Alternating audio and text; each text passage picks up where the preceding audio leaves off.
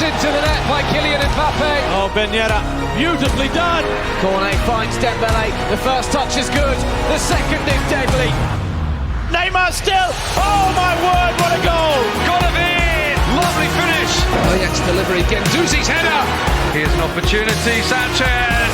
Outrageous goal from Gael Kakuta. It's Payet again. And Dolberg. Messi again. This time maybe Messi's got it. Hello and welcome to Le Beau Jeu, the official Ligue 1 podcast in English. Coming up this week, Marseille cook up an Olympico win to keep on course for second place. Lens' focus, though, remains sharp as they humble Monaco. And well, no surprise here, two of the very best footballers we're ever likely to see help PSG scrape a win at Angers. Hello, thanks for joining me, Ian Holyman. I'm back. We've got Jérémy Magan and Andy Scott alongside me in a fairly solid-looking back three. A similar setup to the one that's gotten OM to where they are today, which is in second place in the table, thanks to what Angus Torode saw at the Groupama Stadium on Sunday night.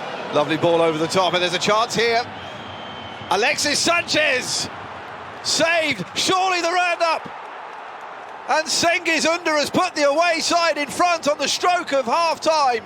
Smash and grab from the men in blue. Feels like the air has literally been sucked out the top of the stadium. All it was, simple ball over the top. Alexis Sanchez wanted to score himself, saved by Lopez, but segues under, like any good forward, sniffed the chance of a follow-up. And the Turkish international picks up his fourth goal of the season. And Marseille go in front in the Olympico. Markler keeps it in. Thiago Mendes, another ball into the box, and it's out by Kolasinac. Tolisso. Another cross. All the way across! And there it is! And there it is! Goal number 300 in his career for club and country for Alexander Lacazette. Also his 20th Ligue 1 goal of the season. And all those chances missed by Marseille now look pretty expensive. Corentin Tolisso with the ball in.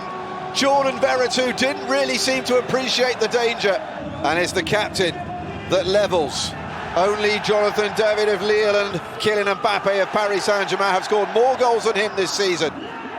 But that's not why Laurent Blanc is cheering. Issa Kabore, space. Oh, it's gone all the way across. Oh, it's in! Oh my goodness! A sucker punch to Lyon's European ambitions. Marseille steal it with 3 seconds left. The heroics of Anthony Lopez will count for nothing in the end. Well, if ever a game summed up Lyon's season.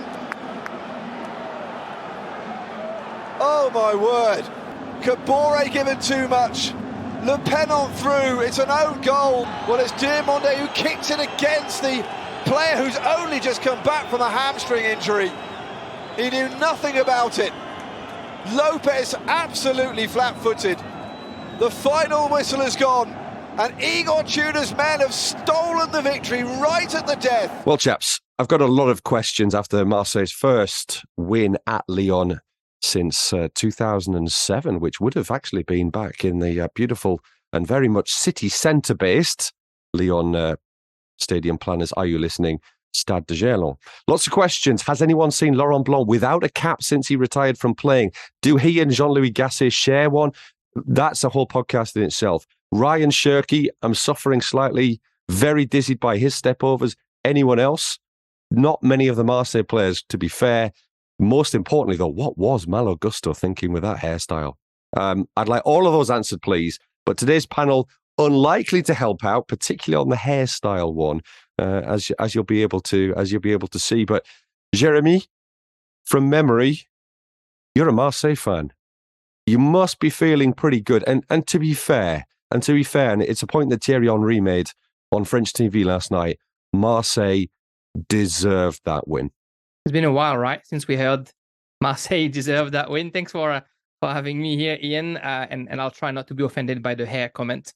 I wish I could do my hair like Malo Gusto was able to last night. Look, it was a it was, I'm not going to say an overly entertaining game, but definitely an entertaining second half, end-to-end stuff with the teams, I guess, getting out of that observation round that ended with Marseille scoring the first goal.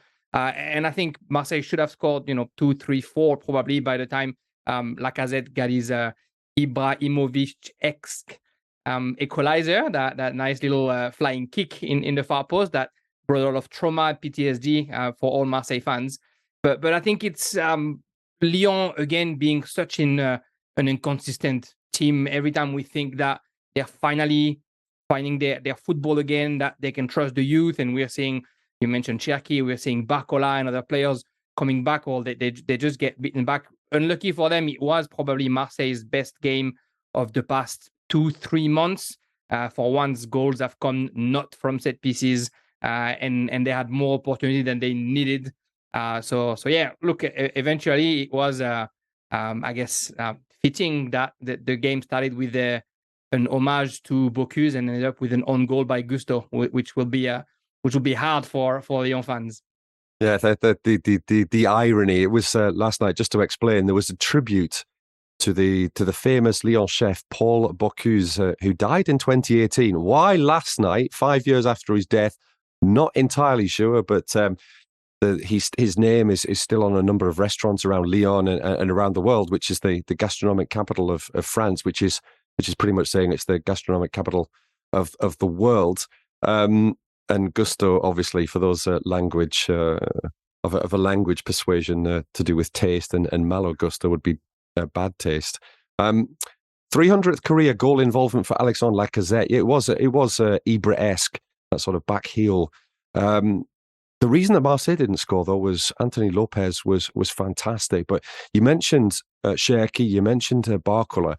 Now, these are the players of the future of Lyon, and I thought there was a very interesting interview with John Textor, who's the new owner of Lyon. Special meeting today of all the heads of this group who now own Lyon, along with Jean-Michel Aulas, the long-time Lyon president, who basically made Lyon the club that they were in the first decade of the millennium, dominated French football, probably should have done a lot better in Europe as well. And Textor, speaking to Thierry Henry, Henry asked him, why Lyon? I mean, why buy Lyon? And he went on about the history, et cetera, et cetera. And he said, we were champions once. We now want to get back to that. But Andy, there's a few shoots of recovery, but they're a long way, aren't they, from that team that we all remember, that featured people like Malouda, like Abidal, like Michael Essien, like Mahamadou Diarra. I mean, the list goes on and on and on. Karim Benzema, just Juninho. Shall I continue? Sure, go ahead. Claudio Cassapa, Chris, Anthony Reveille. Listen, I mean, sometimes I wonder if I've brought Lyon bad luck, because I remember I moved to France 15 years ago. It was May 2008 that I arrived in this great country, and the night I moved here, I'd given myself basically 2 days to find a place to live before starting work alongside you, Ian, at Eurosport, and I rocked up and I booked myself into a little hotel up in the 18th arrondissement in Paris. And there was a game on TV. It was the Coupe de France final. It was Lyon against Paris Saint-Germain, and that night they won the cup. I think it was in extra time. They beat PSG, and therefore they won the double. And that was at the end of their great run, of course, of 7 consecutive league titles. They've not won it since. So maybe somehow my arrival in this country has sort of upset things to such an extent that Lyon can't really win anything anymore. But possibly, who knows? But anyway, I think. I mean, I've said this quite a lot on this podcast that, Lyon are, they're a long way from where they want to be, and they have a problem because, of course, we mentioned Malo Gusto scoring the own goal last night. Malo Gusto, who will be at Chelsea next season. I don't know what he thinks about that now, but he's on his way to Chelsea. He's not going to be staying with Lyon, and of course, if they can't get themselves into European competition at all, and let's be honest, even finishing 5th, which looks unlikely this morning, they're 6 points behind 5th place now after this weekend's results. It's a big ask for them. But even finishing fifth probably wouldn't change things that much. They may need to sell one or two big players in the summer. And of course, Ryan Cherki would fall into that category. So there's an exciting young player who they may not be able to keep hold of. And that is the thing with Lyon, is that they've fallen into, kind of this spiral that is the case for so many clubs in France, that they bring through these fine young players. They can only keep them for a couple of years and then off they go. And therefore, how on earth do you then keep the players long enough to have a good enough team to be able to compete at the top? So listen, they're a long way away from where they want to be just now. And I think that's really worrying, because we don't really know how things are going to work out with the new ownership. And as I've said before in this podcast, there are a number of other clubs in France who are well run, who are doing things the right way off the pitch as well as on the pitch. And we'll talk about some of them later. And therefore, Lyon, of course, are playing catch up. And you have this situation now where they're going to very probably miss out on European football again next season. And they become this fading force, this, borderline irrelevance in European terms.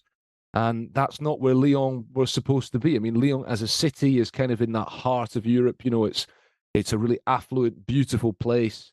It's got everything going for it that would suggest that they could have like a major football club with the right backing. They're in a terrific position to. Everything is set up for them to be a leading football club in France and in Europe. And of course, it's only a couple of years since they were, featuring in the top 20 of the Deloitte Football Money League. This kind of references to who the richest football clubs in Europe are. They've kind of fallen out of that, and they've fallen behind their rivals domestically and even further behind the competition in Europe. And it is a shame, because they are, as I said, they're a potentially great club, and they could be a great team. But the possibility of the saving grace is that youth academy still does keep churning out a ridiculous number of high quality players. One of them being Malo Gusto. Slightly more concerning for me was an article that I read about this weekend about Marseille, kind of pretty much ditching their youth development from the grassroots level. But at least in the first team terms, they're doing pretty well. Second again. After Lens's performance on Saturday. More of that later. Marseille, a point clear of Lens in second place, 8 points adrift of Paris Saint-Germain. Maybe that's not quite so important, given that we're looking at the top two finish for Marseille to get into the Champions League group stage automatically next season, and of course the riches that brings. But I thought it was another interesting comment, Jeremy, by Thierry Henry yesterday, that he said to Igor Tudor in the post-match interview, which happily was in English for all us Anglophones living in France. Lens are probably the best connected team in Ligue 1, but you guys, i.e. Marseille, are not far behind. And I think that really showed yesterday. I thought Jonathan Klaus, who Tudor admitted, and I thought was a little bit surprised that this came out, but it's really basically what we've all kind of thought we knew, that Klaus was really disappointed to have lost his place in the France squad, to not be going to the World Cup, but he played brilliantly last night. He was superb. He wasn't moved to the left. Issa Kabore kind of got shifted over from right to left, who's on loan from Manchester City. Klaus was fantastic, although he did drift over the left. He was pretty much all over the place. Cengiz Under as well, denied by a couple of really, really good saves from Anthony Lopez, as we've mentioned. You look at this Marseille side. Apart from their home form, which is a little bit shaky, Jeremy, a point again Henry made that maybe it's not so much about the intimidation, not so much about the inspiration that opponents draw from the Velodrome, but more about Marseille not really being able to take control of a game and being much better on the counter-attack. And that really was a case brought out in last night's performance. And is that a little bit of a concern for the 6 games remaining? I think it is a concern. I think you're right what you're bringing up with Jonathan Klaus. He was at the forefront of the success of Marseille early on. He got 8 assists in the first 15 games or something like that with Marseille. So he was very important in the creative output that Marseille was displaying. And since he kind of fell out of form after the World Cup, they've really been missing that. They've tried to bring it with Malinovsky, who's again inconsistent. Cengiz Under, who's very good at creating opportunity for his own self, but not necessarily in a team environment. And then they're just trying to really rely almost too much on the oldest player on the pitch who runs more than anybody else, Alexis Sanchez. So I think the creativity for Marseille has always been the issue since the World Cup, and they try to sort of like hide it behind this high intensity, high tempo, high pressure football that Tudor loves. But when you play at home and teams are, I'm not saying that every team is parking the bus at Marseille, because that's not necessarily true, but when they start to know how Marseille plays and they start to study the cases and they see that, well, you can let them play handball style and just pass the ball around the box for 45 minutes and nothing's going to happen to you. Well, they're happily sitting down and letting Marseille does that. So I agree with what Thierry Henry says with the fact that Marseille can be the best connected team behind Lens. I don't think they have anything on Lens' creativity, though. I think Lens has many more outputs to be able to get into the box. Like, if anything, maybe the most threatening Marseille player offensively all season has been Chancel Mbemba, because when he comes up, he actually creates issues and he creates like enough balance into the other defense by bringing the numbers. And now he's not playing anymore for a reason that we don't really know why actually. So I think Marseille is trying to come into grasp with this, and Tudor has made up for the lack of creativity of his number 10s and forwards by bringing numbers and using the width. But when Nuno Tavares was being Nuno Tavares, Caboret is a bit young and Klose isn't playing at the technical ability that you know him. I mean, his last assist is that beautiful assist on Unai against Nantes, but back in February, and he was at the very, very tail end of a football game. So fortunately, he's coming back at the right time, and I think they're also pretty lucky that they faced Troyes at home last week, which we know the issues that Troyes are having. They're facing Auxerre this weekend. It's not going to be easy.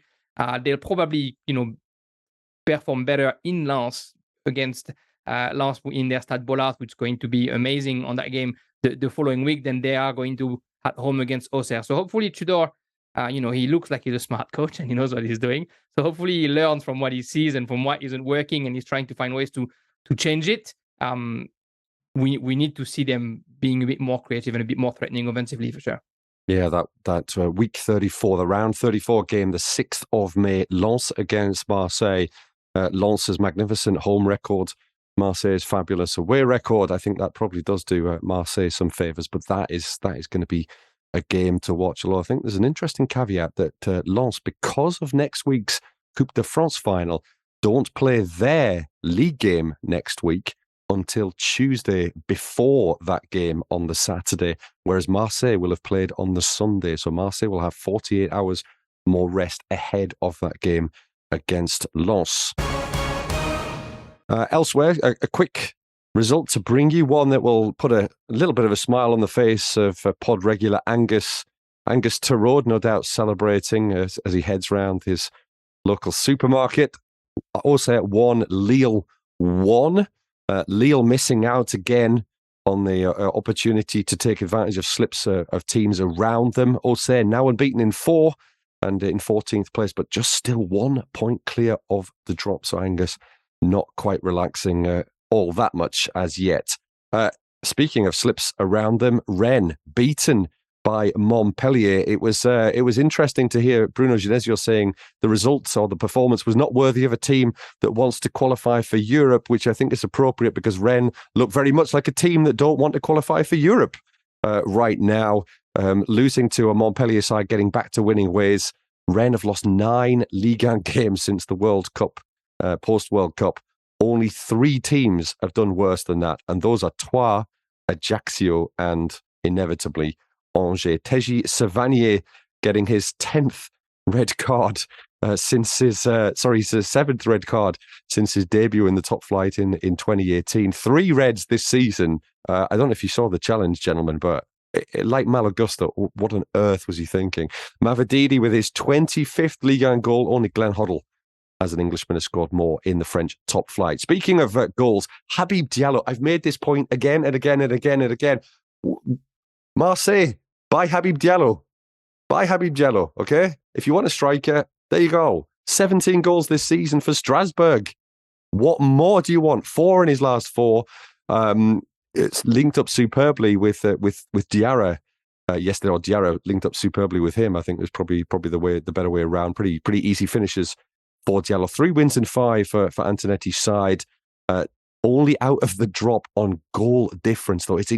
It's tight at the top, but it's incredibly tight at the bottom. That is quite a race with still nobody down, which is quite remarkable. Angers could have gone down this weekend, but results kind of went for them. Reims, 3 defeats in their last 5. Their European dream is fading. European dream very, very much alive, though, in northern France, and it's not Lille. It's their noisy little neighbours, as they may well put it, Lens, just down the road, who are really, really impressing. And on Saturday, I think even Andy Scott was impressed by their performance against Monaco. Loïs Openda enjoying his debut season in Ligue 1. It's been particularly good form in recent matches, Loïs Openda. Maripan plays it back to Nöbel. It's been a bit wobbly at times this season, Alexander Nöbel, and the pressure paying off perhaps for Lens. That ball stopped on the line but turned in by Openda at the second attempt. It's a dream start to the game for Lens, and a defensive nightmare for Monaco. That is how to apply pressing to an opposition defence. Lens forcing the mistake from Van der Sar. Machado, the ball ricocheting off him into the path of Openda. His first attempt was kept out by a combination of Nöbel and Maripan, but he was in the right place to turn in the follow-up. The Belgian gets the goal, the Belgian who played under the Monaco coach Philippe Clement at Club Brugge earlier in his career, makes it Lens 1, Monaco 0. Machado striding forward, terrific run again from the Colombian. The ball across goal, turned in by Openda. There is no doubt about that one whatsoever. Brilliant play from Lens again. Another Machado assist, and if there was a touch of fortune about the first one, well, that was all of his own making. David Machado with a tremendous run down the near side, and Openda, it was laid on a plate for him, but it was still an emphatic finish from the Belgian. It is a dream start to this game for Lens. They're 2-0 up, and they thoroughly deserve it. It's a great ball fed through for Openda, who's got goal side, and Maripan, and cuts it back from Thomasson. Well, Loïs Openda could have tried to finish it off himself. He is on a hat-trick after all, but it was unselfish play to set up the goal for Adrien Thomasson. His celebrations were cut short by the offside flag a few minutes ago, but that one will stand, and Lens are 3-0 up now. Philippe Clement's team heading for a damaging defeat, and a potentially decisive one in the race for Champions League qualification. And talking about a race, Openda won the foot race with Maripan. He got away from the Monaco defender with ease, and it was an easy finish for Adrien Thomasson. What a performance from Loïs Openda. 2 goals now, an assist. Lens look like they're out of sight here. And there could be some fantastic nights in this stadium next season in the Champions League at this rate.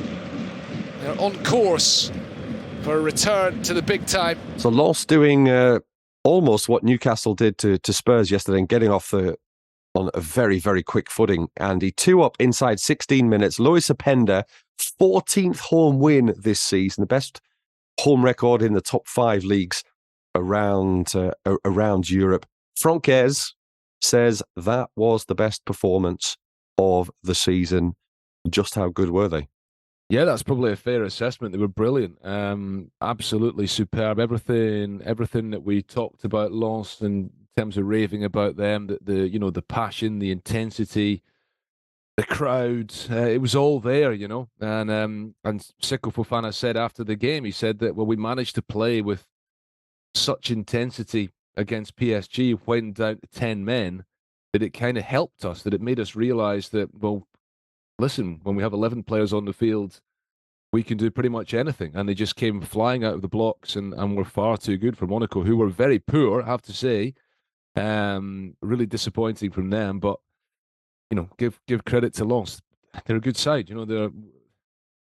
They're well managed. They've got hungry players who, guys who haven't maybe necessarily achieved what they'd hoped to achieve previously in their careers, or younger players coming up like Kevin Danzo, like Loïs Openda. And it's fantastic. And I think that result, probably, or certainly very possibly now means that Lens are probably going to finish in the top three, and Monaco are probably not. So a very, very big weekend. And I think, we might have feared a little bit for Lens on the back of that defeat against PSG. Might this season have kind of come off the rails a little bit, but it's not happening. And I think it's great because they absolutely deserve to be where they are. I think the last time we was on, we kind of talked about the dangers for Lens of finishing in third place and having to enter the Champions League in the qualifying rounds. There is one kind of ray of light there for them, which is that we have to remember, as has happened a couple of times in recent seasons, that the team finishing in third place in Ligue 1 could actually qualify directly for the Champions League group stage. It depends on who wins the Europa League. Now, Manchester United going out of the Europa League to Sevilla on Thursday, in that sense, is a setback, because if the team that wins the Europa League qualifies for the Champions League via their domestic league, then the position in the Champions League for the Europa League winner will come to the team finishing third in Ligue 1. So, for example, if Juventus win the Europa League, which could happen, and finish in the top four in Serie A, which could happen, then maybe the team finishing in third will get into the Champions League group stage, and that might well be lost. The Lens-Marseille game coming up in a couple of weeks, as you touched on, is enormous, but as good as Marseille are away from home, the reality is that Lens have nothing to fear from anybody in their own stadium. And I mean literally anybody. And I mean, right now, you think about next season, if they're in the Champions League, anybody coming to that stadium, I mean, it would be great, wouldn't it, if there's Champions League nights in that stadium. And I think it's such an interesting story, Lens, because Monaco, okay, it's glamorous. It's this glitzy place down in the Mediterranean. It's kind of got everything going for it in terms of being a club that should be in the Champions League, with the exception of the lack of crowds at the Stade Louis II. Lens is this club, built out of the coal mines that what made that town and that region what it was. And of course, since then, it's fallen on harder times with the closure of the mines. It's the only town or city to have a Ligue 1 club that voted for Marine Le Pen in the presidential elections last year, which, without sort of going into the kind of reasons for that, it is interesting. I think it does tell you something about the makeup of the town and what's going on there. And so for them to be producing such a successful football club is a fabulous story. And when you think where they come from, they spent 9 seasons in the second division between 2009 and 2020. Since then, under Francaise, they've not just established themselves in Ligue 1, they are now one of the best teams and probably the best run club in the whole country. So, fantastic, really, really, really fantastic. And yeah, I think now that result for me would suggest that they're going to do it. They're going to finish in the top 3. Yeah, let's not forget 1998 champions of France, Lens as well. I think my friend Vladimir Schmitzer was around the club at that time. But Lens, it does now look like is it a 3-horse race? It's probably a 2-horse race for second place, with Lens 5 points clear of Monaco now. Lens in third, a point behind Marseille. You talked about well-run club, and this is an interesting point, that now that Florent Gersdorff went off to Nice to be their new sporting director, basically everything is in the hands of Francaise. He's almost like an old-school English manager, the style of Sir Alex Ferguson or Arsene Wenger, who literally controlled everything. I read in L'Equipe that he's currently negotiating the contract of Sarah Mbarek. She's the Lens women's coach. I mean, he's really very much in charge. He's doing a fantastic job. He's got a history of youth development from a number of clubs around France. But one thing stood out to me in this interview when he talked about Gersdorff leaving and going to Nice. He said he fully understood the reasons for his departure, which I assume were financial, but of course there's also a certain future perspective of Nice with the investment of Ineos, etc., being a real force in French football, it also kind of rang alarm bells in my head for somebody who's kind of sympathetic towards Lens, because, well, if Gisolfi can go to Nice, so can Francaise, and Nice are looking for a coach, and I think that we talked a little bit about the Champions League and would they have to strengthen, and I think when you look at a side, they've put 7 goals past Monaco this season. 7. Now, we'd have Monaco in the Champions League and probably say, they don't really need to strengthen all that much. Because it's Lens, we kind of think that they need to strengthen, but put 7 goals past Monaco this season. They fully deserve to be there. They've got the quality. Perhaps the squad doesn't need that much of a facelift. But if Francaise left, then that would be a major concern, wouldn't it, Andy? Yeah, of course it would. I mean, this is what happens to these clubs. I mean, you think back to when Lille won the league in 2011, and then the breakup of the team effectively began straight away. And by the following year, they lost Eden Hazard, and it all kind of come apart. And that's unfortunately, that's the lot of clubs of that level. I mean, in France, PSG can win the league and strengthen. I would argue that Marseille, when they get into the Champions League, they're talking about strengthening. They're not necessarily going to be a weaker team the next season, even if they have to make changes to the squad to sell a couple of players here and there. And even in the case of Monaco, Monaco, if they do get into the Champions League, well, they might sell Axel Disasi, for example, but they will look to strengthen. They'll spend money. But for a club like Lens, the achievement is getting into the Champions League, and there's probably no real expectation that after that they're going to do something in the Champions League. It's about being there. It's about building, sort of getting the money from that and using the experience to become stronger again. But as you say, the danger is that if they don't have the same manager, they're not going to be the same team, especially when he has such wide-ranging powers. That is the danger, by the way. I think sometimes people where I come from in Scotland, they still have this idea of a manager being the guy who runs everything. They say, why is he not signing the players? What? But to me, it's very obvious why, because ultimately the manager frequently gets sacked. I mean, if you change the manager every year, and every time the manager comes in, he wants to sign 10 or 12 players, then that only is going to create, disorder effectively. So it's good to have a system in place where there are people who are permanently there, as long as they're competent, who are signing the players, who appoint the coach. If with the case of Francaise, not only is he's the general manager, so as you say, if he is negotiating the contracts of the women's coach and everything else, then the void that you leave, that he leaves if he does indeed go, is going to be utterly enormous, and it would be problematic. But I suppose one thing you could say is that even if he did leave, the club is in a very good place to remain a force in Ligue 1. They might not find it easy to be where they are now, but the foundations have been laid by Ez and by the other people at the club to maintain them as some kind of force in French football, and the expectation would be that they don't fall in hard times like they did 10, 15 years ago, and that is a big achievement for them, because they were a bit of a mess. So, but we're not there yet. I mean, let's see if Francaise would go to Nice. I don't know if that would be, would he leave Lens before they've played in the Champions League? Nice are not going to be in Europe at all. I'd like to think that he would stick around. I mean, we don't know yet if they're going to be in the Champions League. I'd like to think that he would stick around a little bit longer and really see that out, but we'll see. Lens in third then, 66 points, 5 clear of Monaco, so looking pretty good to at least be in that tricky hurdle potentially of the third qualifying round in the playoff that Monaco have fallen at in the last couple of seasons. Monaco, though, in fourth and still looking pretty good with Lille's result 5 points clear of Lille. So Philippe Clement, who was rather undone by Loïs Openda, a player who he didn't really put his faith in at Club Bruges. The ironies of ironies, striking again for the Monaco coach, but still on course for Europa League qualification for next season.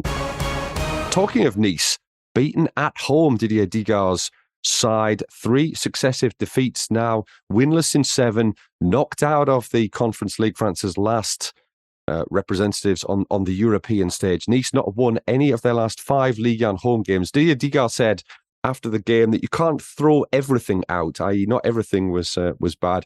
I would suggest that maybe because they don't have a bin quite big enough at the Allianz Riviera, to get rid of what's required. Gaëtan Laborde, I think they should be keeping him. 100 Ligue 1 goal involvements for him now after he got on the target in that defeat.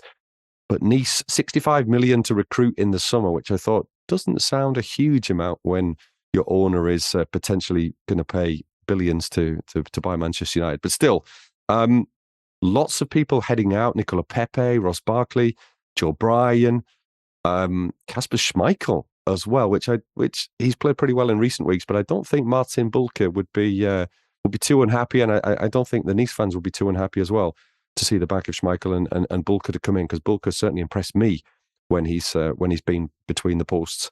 But Thuram may be leaving, Todibo may be leaving, Hisham Boudaoui may be leaving. They seem to have the wherewithal financially to keep these teams, but they keep these players. Sorry, but Jeremy, do you see Nice?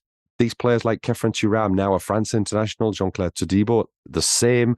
They've got Bouanani as well, a very good young player who for my money is certainly doing a lot better than Ryan Cherki right now in certain terms of goals and goal and assists, goal involvement. Are these players going to get a little bit impatient? Because as Andy said, Nice are now down in 10th place. They got overtaken by Clermont at the weekend. They're not going to be in Europe next season. Are these players going to get a little impatient? They're in their early to mid-20s.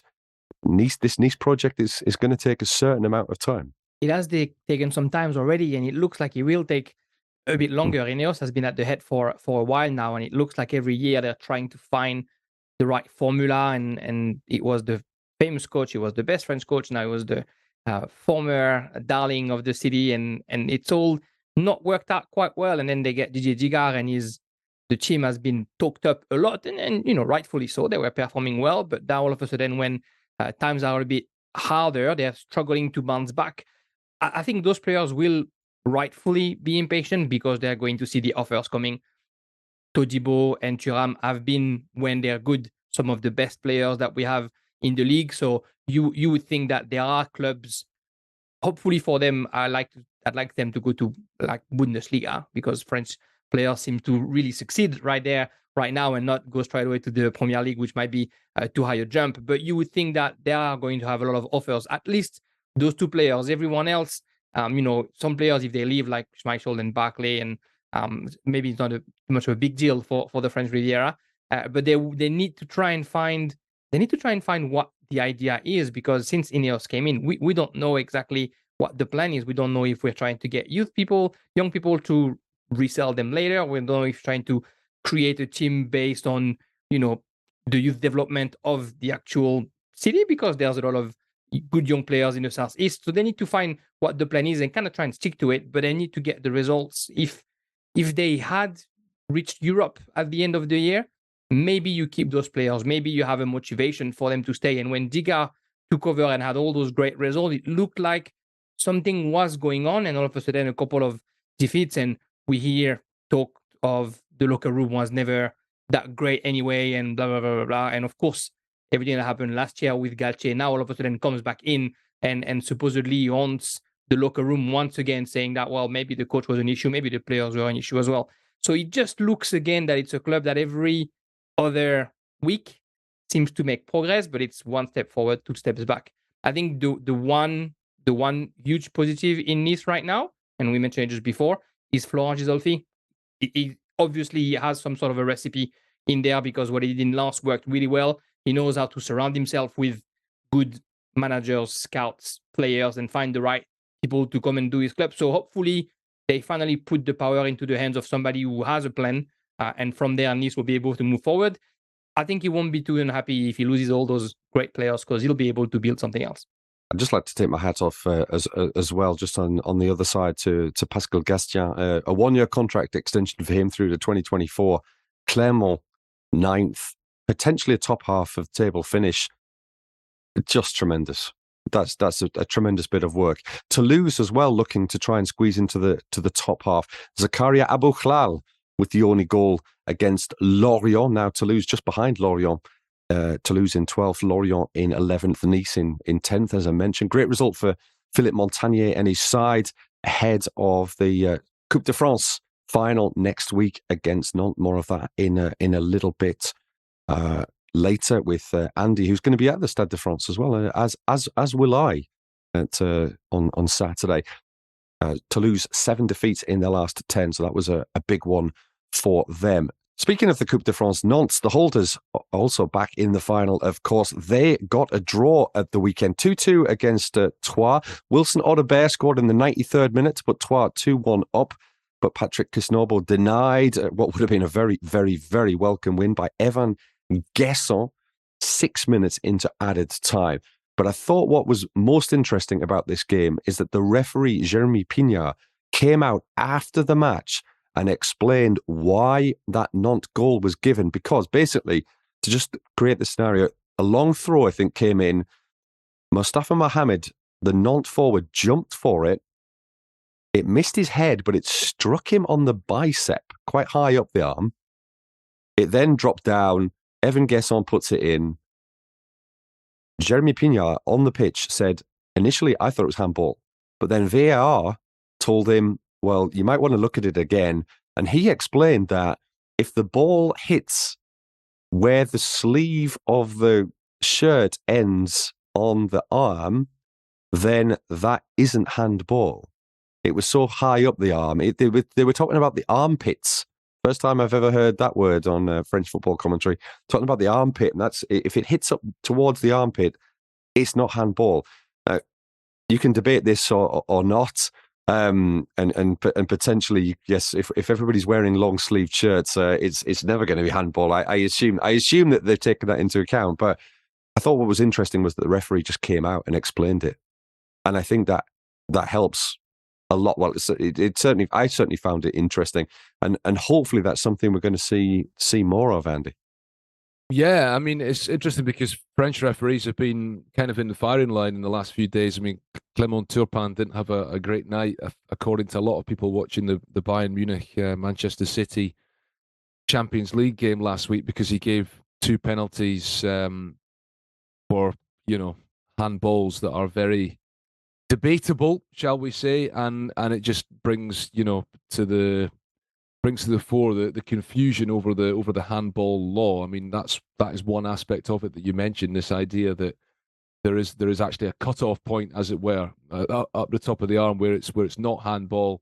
You've got the issue of making your body unnaturally bigger, which causes so much confusion as well. Of course, I mean, the 2 penalties in that game in Munich, where there are very, very strong arguments to say they should not have been penalties. And of course, you being a real stickler for the laws if you say they should be. So the handball law is problematic in football. I think something needs to be done about it.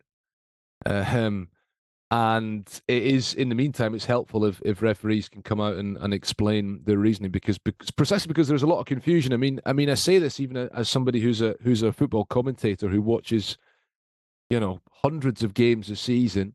I have doubts a lot of the time, and you think, well, you might want to call something as a clear penalty. Then you think, well, the referee, but if he might not give this, and then you end up looking a bit silly, even though you're convinced it's going to be a penalty, and so you kind of end up having to sit on the fence. Now that's not great, because I mean, sometimes my wife will say to me, sort of ask me a question about, that should be a penalty, shouldn't it? And sometimes I just don't know what to say anymore, and I think that is a problem, because seasoned football watchers, whether you're just a supporter, whether you work in it, whether you're a player, you kind of think that you might know the laws, or you think that you should know the laws, and you should, but sometimes it turns out that actually you don't, and that applies not just to handball. There are lots of other aspects to the game, and as I say, the players themselves sometimes don't understand, and I think more than anything, the supporters need it explained to me. I mean, if that had happened at the other end in that game yesterday in Nantes, if the goal had been given to Troyes, then there would have been a very, very unhappy crowd on the back of the referee, and maybe Troyes will say that had it been other way around, the goal probably would have been disallowed. I don't know, but it's refreshing to see that, and it helps the supporters understand it. It helps all of us understand it, and that's good. So more of that, and in the meantime, at some point down the line, clarifications need to be made to handball in general. I think Nantes certainly benefited shall we say, from a fairly liberal interpretation of the handball rule from Mr. Pignar's VAR assistance. But I think probably what should be of real concern to them is their position in the league table right now. You've got Brest, who drew with Ajaccio, goalless draw in what was a relegation, was a relegation 9-pointer, I suppose, for Ajaccio, because they're in real trouble. Second from bottom of the table on 22 points. Troyes now on 22. They're on third from bottom, but it's the real logjam just above them. It's basically the race. Is there a race to not finish in the fourth relegation spot? Brest currently occupy that on 32 points. They're behind Nantes on goal difference, who are behind Strasbourg on goal difference, and then Auxerre a point better off. I mean, it's a four-way race basically for that fourth relegation place, if we're assuming that the bottom three, which you've got to think they're pretty much down already, even if not mathematically, it's going to be a very, very, very nail-biting end to the season for those fans down there. I have to say, my money actually might be on Nantes, particularly if they lose the Coupe de France final. I don't want to see them go down, but Brest unbeaten in 5 now. They've got a bit of momentum. Strasbourg have very, very much got momentum under Antonetti. Auxerre have got Angus supporting them, so they've got his energy. But Nantes, they just seem to be going the wrong way in the table at the wrong time. Andy? Well, I was just going to say, I'd be interested to hear from any Nantes fans actually about what they think about, would you rather win the cup again and get relegated, or would you rather, especially given that they won the cup last season, would you rather lose the cup final now and make sure you don't get relegated? Because on the one hand, being relegated could have disastrous consequences for a club like Nantes. I mean, they went down a couple of times in the early parts of this century, and they struggled to come back from that. On the other hand, they're not often going to get the chance to win the Coupe de France 2 years in a row. So maybe that's more important to their supporters than what division they're in next season. So I'd be interested to hear what they have to say. Yeah, they've got that Coupe de France final coming up on Saturday. Should be a pretty decent game as well. Toulouse, actually, for my money, one of the most underrated teams in terms of entertainment in Ligue 1 this season. Thijs Dallinger, really like him. Branko van den Bomen as well, apart from just having a fabulous name, is a very, very, very good footballer. And Philippe Montagnier comes from the town in which I live in Normandy, so there's all sorts of reasons to like Toulouse. Nantes as well, great fan base. They've got definitely my favourite banner in the whole of football, which unfortunately I cannot really explain on this podcast because it would require a parental advisory. But Jérémy, how do you see that final going at the Stade de France on Saturday? Nantes against Toulouse. Two different football styles opposing each other, right? I think Nantes under Camboire have been known to be very solid defensively and able to explode in counter-attack, and in front of them is going to be a very football-playing Montagnier coach. Toulouse, as Montagnier does always with the team that he coaches, but with Toulouse, ever since they came back to Ligue, they have shown, the youth, the talent. You mentioned Branko van der Bomen. They have a little bit of a nice little Dutch and Belgium sort of squad in that team that is working very well for them with De Jager, I'm going to say it the right way, and Spearings, and Aburlalo used to be at AZ before. So another team, it's kind of like a Lens, but from the mid-table, who's recruited smartly, who's found players that maybe were a bit underrated and are really performing well. I think that final, we might see a little bit of a 65% for 35% possession in favor of Toulouse, and Toulouse trying to score early. Hopefully the Australian flag waves high with Denis Genreau, who's been playing the past couple of games with Toulouse, even getting an assist last week, representing the colors of the island continent. But Nantes, like you said, if they win the Coupe de France, maybe they get the momentum to stay in Ligue 1. If they lose it, maybe they lose it all. It's hard for them. You, as a neutral football fan, you like to see different teams winning the Coupe de France. So hopefully the team who plays the best football wins. And from this end, it looks like Toulouse right now is doing that. Well, if Nantes do get that Coupe de Win push, it could be massive, because their next two games in the league are huge. Away to Brest, at home to Strasbourg. That could pretty much decide their Ligue 1 fate this season. Paris Saint-Germain's destiny looks to pick up an 11th Ligue 1 Uber Eats title, a record. They would move past that great Saint-Etienne team of the 1970s and early 80s, who took their tally up to 10, but they certainly made hard work of their win at Angers. Armel saw this one. Lionel Messi. Over the top it goes. Lovely ball. Kylian Mbappe has somehow not scored with his first touch, but on the swivel, he tucks it away at the second time of asking. PSG just needed one chance to take the lead. Gorgeous ball from Lionel Messi. Brilliantly timed, finding Juan Bernat. Kylian Mbappe missing his first attempt, something of a rarity, especially from that close to goal. He managed to create the space with his second touch and put it away with his third. Kylian Mbappe's 21st league goal of the season. As Paris ahead inside 9 minutes of play.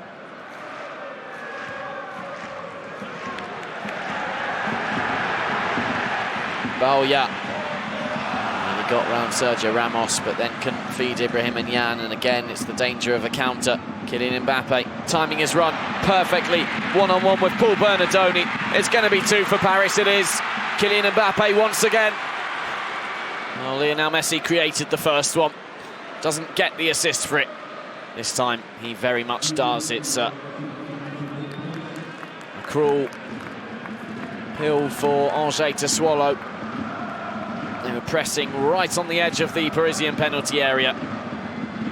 In 3 passes, Kylian Mbappe bears down one-on-one with Paul Bernardoni and puts away his 22nd Ligue 1 goal of the campaign. Wide for Valery. It comes across towards the back post. Abdallah Simmer and Tube. There it is. Well, we might well have a grandstand finish yet. Angers might not deserve a goal. I think Paris Saint-Germain might well deserve to have conceded one. Now, chaps, a 2-1 win at the Stade Raymond Kopa against an Angers side who's bottom of the table, could have been mathematically relegated this weekend, somehow aren't, with 14 points from 32.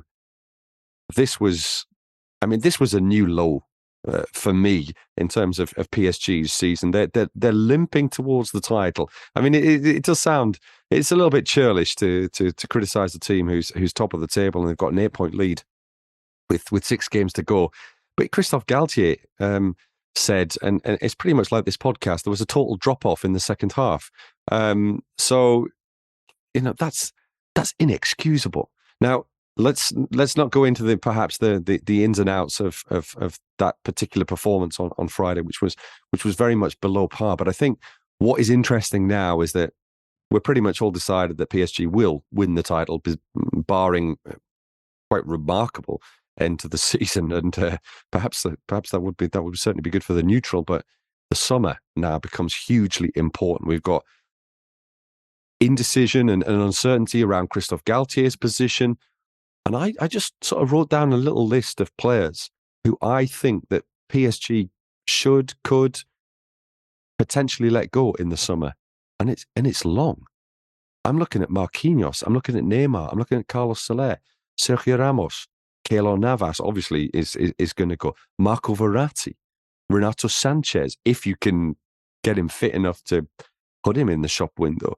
Maybe Hugo Ekitike, of course, Lionel Messi. I mean, we're surely looking at the last 6 games, if he plays all of them, of Lionel Messi in a Paris Saint-Germain shirt. But you know, should he go? Should PSG really break the bank to try and keep Messi? Or I suspect that we've already moved past that, haven't we, Andy? And that they're pretty much resigned that he is going to go. Yeah, and I think I detect that from what's coming out of the club is that they maybe have realised that it makes sense to move on from Messi and try and build a team without him. And I think it's interesting that you mentioned Marquinhos and Verratti there, because they're kind of seen as sort of the two untouchables. I mean, the two players who've been there the longest. Verratti arrived in 2012 and Marquinhos in 2013. So they've been there, each of them, a decade, and at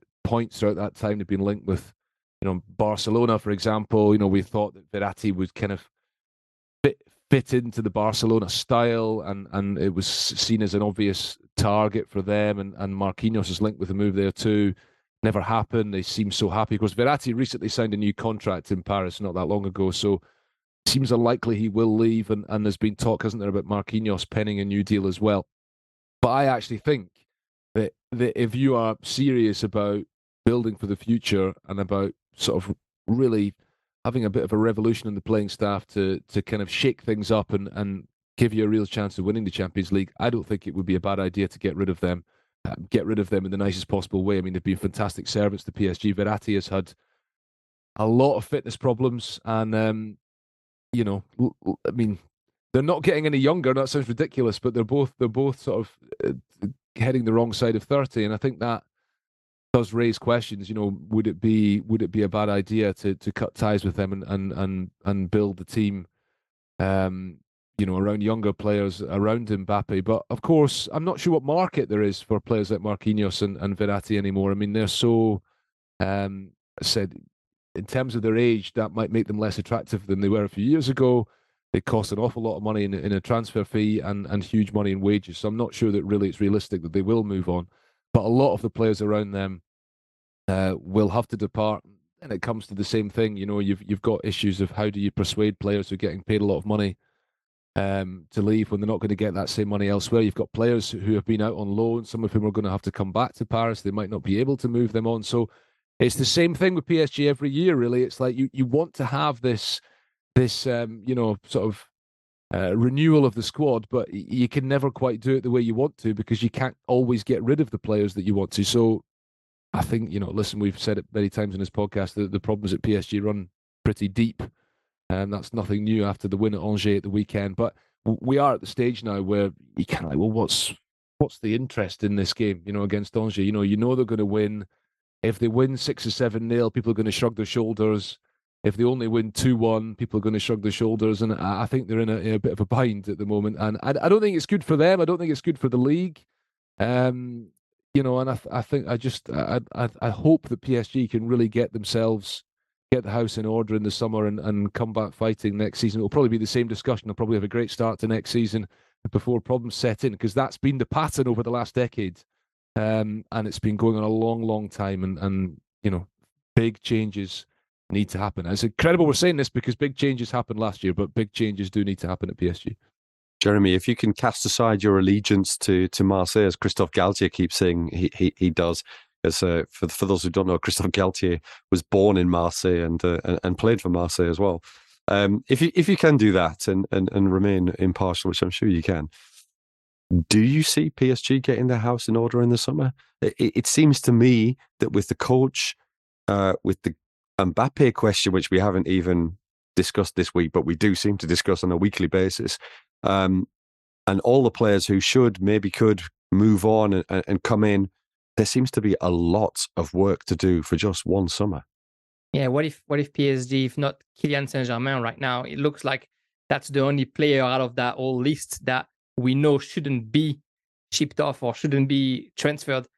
There's a lot of work to do if they want to get their house in order, and somehow it could be not that much. If you don't have Messi anymore in the team, all of a sudden your whole football mentality changes, and now maybe the Fabian Ruiz and the Carlos Soler can find a way to actually play their football and build.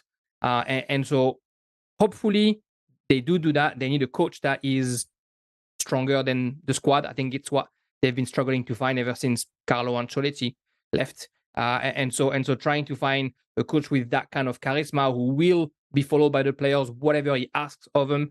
They need to remove the starification of the player. I don't know if you can do that in the way the club has been set up. But they need to try and work around this. If you can do all this, you could even keep, Marquinhos and Verratti and even Neymar if they are in the right environment and if they are, motivated the right way. I think it's a very complicated question because regardless if you keep the same 11 or if you change everyone except the captain of the club now, or the vice captain, but really he's the captain.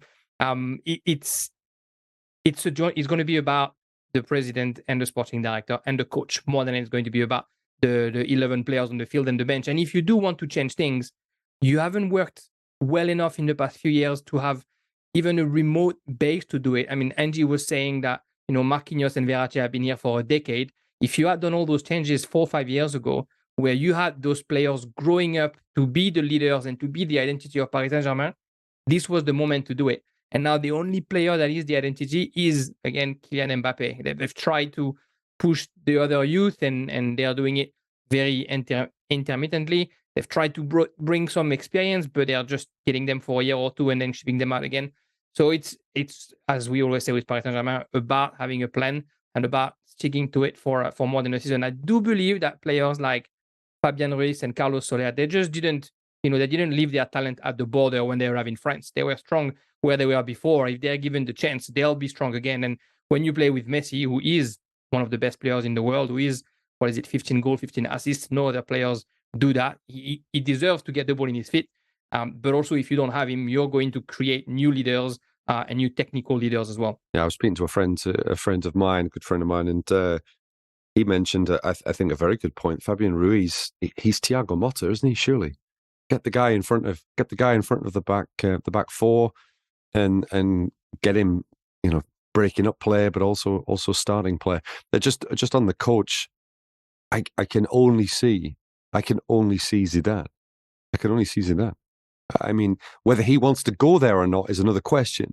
But I can only see Zidane as somebody fitting the bill, and the only one who is going to be able to just walk into that dressing room and everyone, and I mean everyone, even if Messi's there, everyone is just going to be silent and hanging on his every word. I mean, he's proven that at Real Madrid, three successive Champions Leagues. He's surely the only option for PSG, and maybe their most important signing of the summer, almost certainly the most important signing of the summer, will be him, wouldn't it, Andy? Well, yeah, but I don't know. I don't know if Zidane's going to be coming to PSG. I mean, listen, Zidane won the Champions League, 3 times at Real Madrid, but there is a cultural thing which explains also why Real Madrid can win the Champions League 3 times in a row, why they can win it 5 times in 9 seasons, why they can be potentially in a position to win it again this year. It's not just about Zidane, right? It's about Zidane coming into that dressing room and working in the way that he did with those players, but with that culture around him. That is a club that is set up to win the Champions League. Paris Saint-Germain is not a club that is set up to win the Champions League. They might think they are, but clearly they're not. Given what we've seen in the last decade, there needs to be we're talking about really big, fundamental, swinging changes need to be made to that club for them to be in a position to win the Champions League. Does Zidane potentially put his reputation on the line to take that job? Personally, I would be surprised. I mean, I understand what you're saying, that he looks like the figurehead they need, and you can understand why they want to go for him, but I'd be very surprised. I don't know who they turn to. I don't have sort of the answer. I think there are plenty of decent names on the market, the likes of Nagelsmann and Luis Enrique.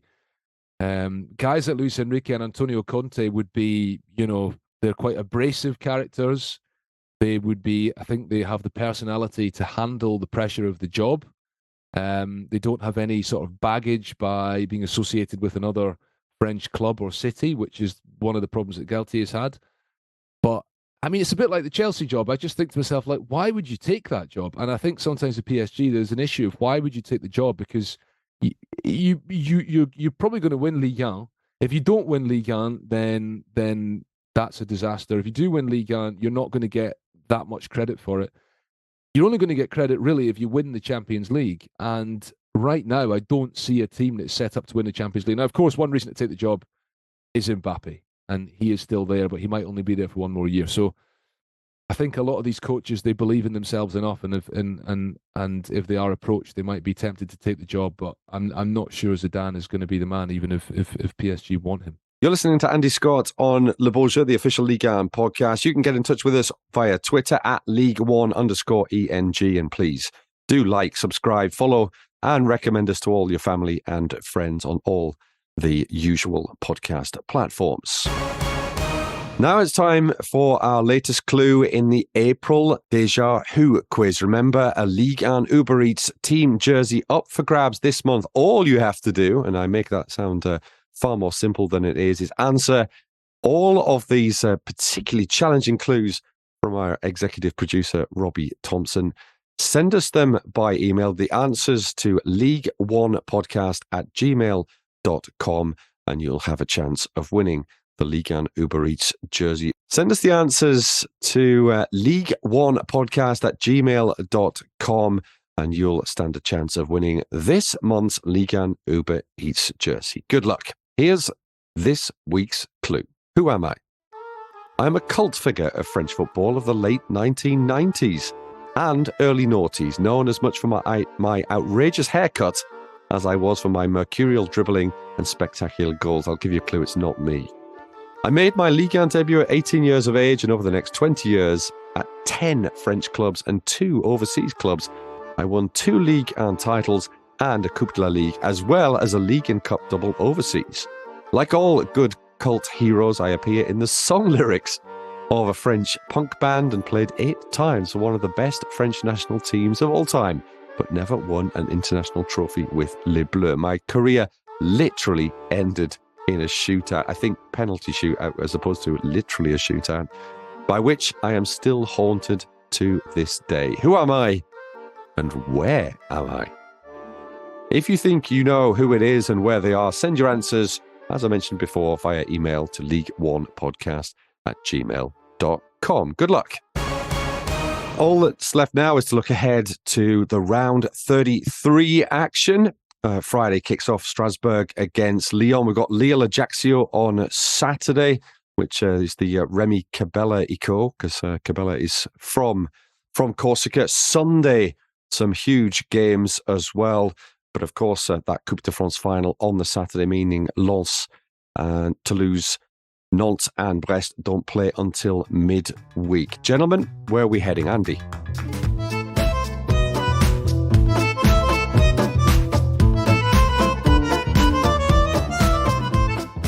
The cup final for me, I mean, it's obviously a huge occasion. It's going to be fantastic to see a sea of yellow in the stands, the Nantes fans like last year, and of course, fantastic to see Toulouse in a cup final as well.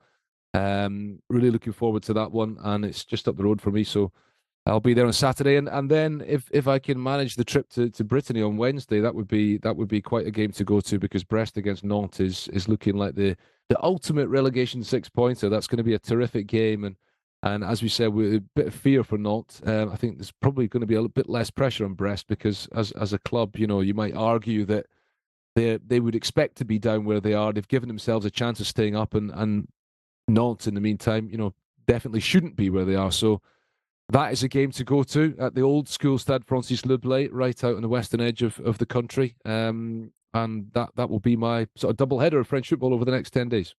Jeremy, I'm assuming the Stade Velodrome on Sunday, and what looks like an easy game against a struggling Auxerre side for Igor Tudor's side. Nothing more worrying than what looks like an easy game for a Marseille fan against an Auxerre team who knows how to play football against the best teams in the past few weeks. Very honestly, as a Marseille fan, that's going to be the one game that is going to be hard for me to apprehend, because I know that Marseille is so good against teams that are supposedly better, and then really drop down when they play against teams supposedly not playing as well. The one positive is that Auxerre, they do need to get a result, so they do need to actually get out of their own zone and try and score goals, and hopefully Marseille can then play in counter-attack and do something well. But yeah, I'll be definitely at the Velodrome. It's just about trying to keep all my nails during 90 minutes for that game. Well, the hair's gone already, mate. So this is, you might as well add in the nails as well. But we know how you feel. It's a common feeling for all football fans everywhere. Well, that wraps up this week's Le Beau Jeu. You can get in touch with us on league1podcast@gmail.com. Old school email for you old school people like me. Video highlights, of course, of every Ligue 1 game available on the official website in English, league1.com. And please do like, subscribe and follow, and recommend us on all the usual podcast platforms. Le Bolger will be back next week to talk everything French football, the European qualification race, which is really hotting up, and of course that relegation four-way race for that last remaining place. There'll be another Déjà Who quiz with our April mystery Ligue and Uber Eats jersey up for grabs, all that and more on the official Ligue and Uber Eats podcast in English. Le Bolger. See you then. Maybe Messi's done it!